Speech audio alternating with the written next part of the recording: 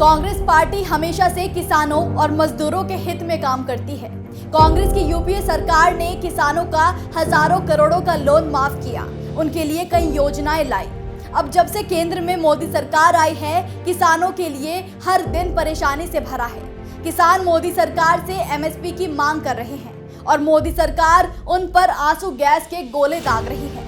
किसान स्वामीनाथन कमीशन के आधार पर एमएसपी की गारंटी की मांग कर रहे हैं, लेकिन मोदी सरकार उन पर रबर बुलेट चला रही है। यही फर्क है कांग्रेस और बीजेपी में। कांग्रेस के नेतृत्व वाली यूपीए सरकार ने स्वामीनाथन कमीशन की 201 सिफारिशों में से 175 लागू कर दी थी। फिर 2014 में मोदी सरकार आ गई। इसके बाद बची 26 सिफारिशें पिछले 10 साल के अन्याय काल में लागू ही नहीं की गई। अब कांग्रेस ने किसानों के साथ न्याय करने का फैसला किया है। राहुल गांधी ने 13 फरवरी को ऐलान किया कि केंद्र में कांग्रेस की सरकार बनने के बाद पार्टी स्वामीनाथन कमीशन के हिसाब से किसानों को एमएसपी की गारंटी देगी। मैं आपको यहाँ जो खारगे जी ने कहा उसको दोहराना चाहता हूँ कि इंडिया की सरकार आएगी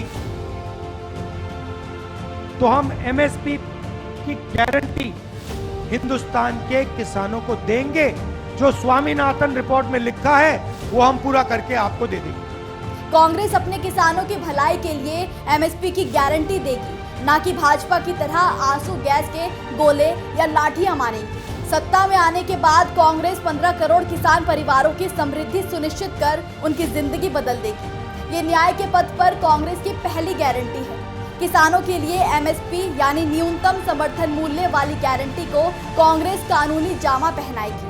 ऐसा इसीलिए क्योंकि कांग्रेस जो बोलती है वो करती है। इस गारंटी का मकसद सिर्फ इतना होगा कि किसानों को नुकसान ना हो। अब समझिए ये वादा किसान भाइयों की जिंदगी कैसे बदलेगा।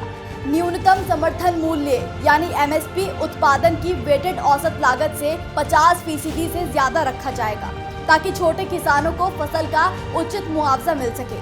कांग्रेस आएगी, किसानों के लिए खुशियां लाएगी।